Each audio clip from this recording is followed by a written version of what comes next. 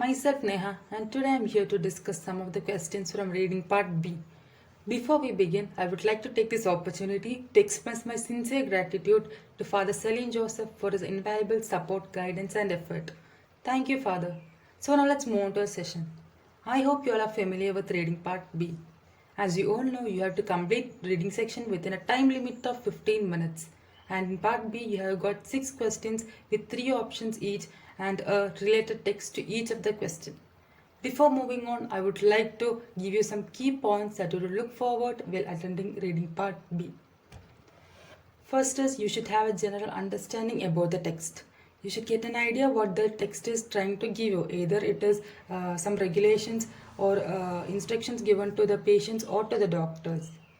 Next is scale. It is something very important that you will keep in mind while going through reading part B. For example, most and many makes complete different sense to the sentence. Most is greater than many. So they will confuse you with such words. Third is synonyms. You should be competent in paraphrasing. You should be able to tackle the synonyms in the questions, answers as well as in the text. The next is QAT method. That is a very important method you have to follow in reading part B. That is, you have to read the question, then the answer, and then go to the text. Never go to the text after reading the question. So now let's move on to the first question. As the QAT method follows, you have to read the question first, then go to the answer, and then go to the text. Never go to the text after reading the question. Why should further research be carried out on the mist therapy system? To investigate the range of wounds that this system can help to treat, to make sure that it offers improvements over the usual treatment option, to discover if the system can avoid deleterious outcomes for chronic wounds. So when you get a question, try figuring out the keyword from the question.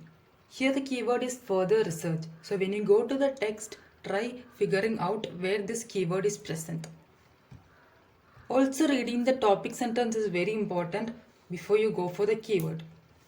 The mist therapy system shows potential to enhance the healing of chronic hard to heal complex wounds compared with standard methods of wound management.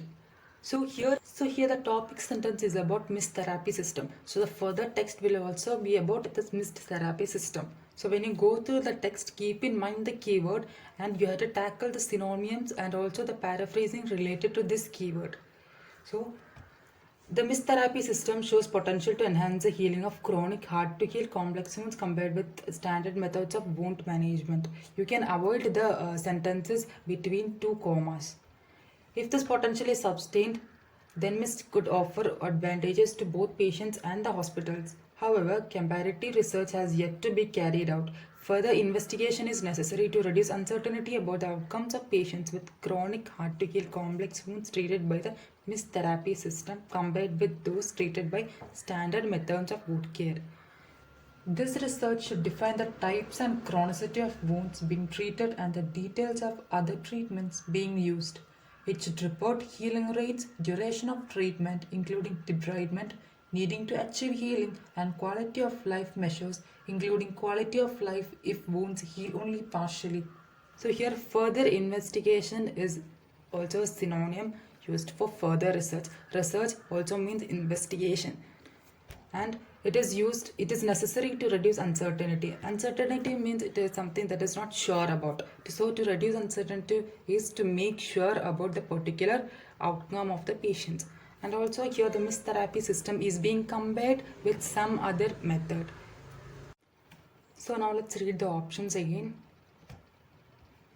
To investigate the range of wounds that the system can help to treat, to make sure that it offers improvements over the usual treatment option, to discover if the system can avoid deleterious outcomes for chronic wounds. Here I have mentioned that to reduce uncertainty means to make sure. So the paraphrasing used to reduce uncertainty is to make sure.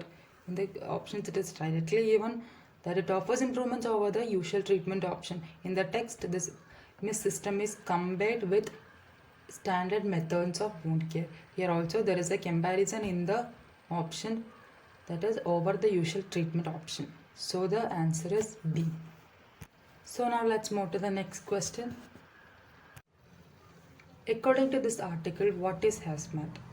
Liquid, gaseous, or solid materials that are bad for the environment, events where harmful substances are released, and the groups that deal with the aftermath, toxic chemicals that are transported by water, land, or air. Now let's go to the text. One of the most challenging aspects of providing emergency medical care is attending to patients who have been contaminated with hazardous materials. Hazmat is a term used to describe incidents involving hazardous materials or specialized teams who deal with these incidents. So, hazardous materials are defined as substances that have the potential to harm a person or the environment upon contact. These can be gases, liquids, or solids and include radioactive and chemical materials. The potential for exposure to hazardous materials in the United States is significant. More than 60,000 chemicals are produced annually in the United States, of which the US Department of Transportation considers approximately 2,000 hazardous. More than 4 billion tons of chemicals are transported yearly by surface, air, or water routes.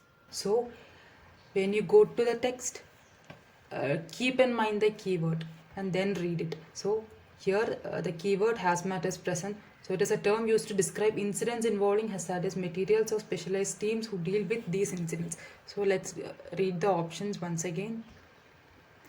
Liquids, gaseous, or solid materials that are bad for the environment, events where harmful substances are released, and the groups that deal with the aftermath, toxic chemicals that are transported by water, land, or air. So, events where harmful substances are released and the groups that deal with aftermath. Here, events, the paraphrasing used is incidents involving hazardous materials. Hazardous materials, the paraphrasing they have used is harmful substances, and the groups that deal with the aftermath they have used specialized teams in the text. So when you go through the text, try figuring out the synonyms, paraphrasing from the text. Keep in mind the keyword and then read the text. So you'll get the answers without reading the whole text completely. So the answer is option B. Now let's move on to the next question. According to this article, what is cascade? A series of events, the process that occurs when platelets become sticky, the reaction that precedes the formation of fibrin. So let's go to the text. Within seconds of blood vessels cut, the damaged tissues causes platelets to become sticky and gather together around the cut. These activated platelets and the damaged tissue release chemicals which react with other chemicals and proteins in the plasma called clotting factors. A complex series of reactions involving these clotting factors then occurs rapidly. Each reaction triggers the next reaction, and this process is known as cascade. So we have figured out the keyword from the text, that is cascade. So each reaction triggers the next reaction. That means a series of events are taking place. There is no end for the reaction. So let's read the options again. A series of events, the process that occurs when platelets become sticky, the reaction that precedes the formation of fibrin.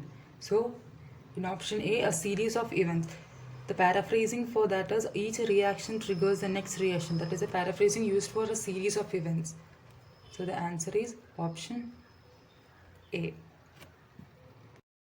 So now let's read the next question. What do we learn about migraine treatment from this article?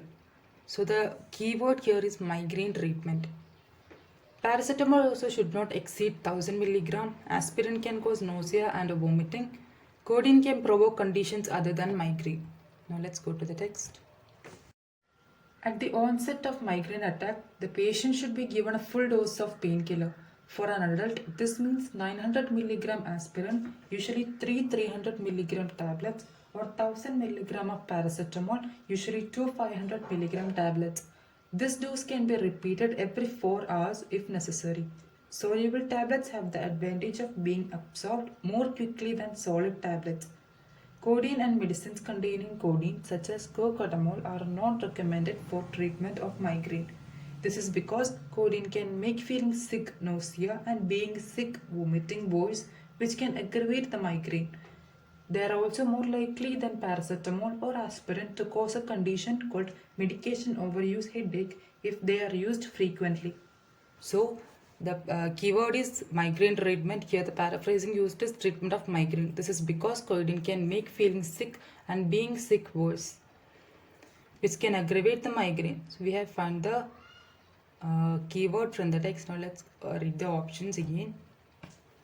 Paracetamol doses should not exceed 1000 milligram. Aspirin can cause nausea or vomiting. Codeine can provoke conditions other than migraine. From the sentence, it is clear that this codeine is provoking the conditions by feeling sick and being sick. So the answer for this question is option C. So that's it for now. I hope you're clear about what we have discussed today. Thank you.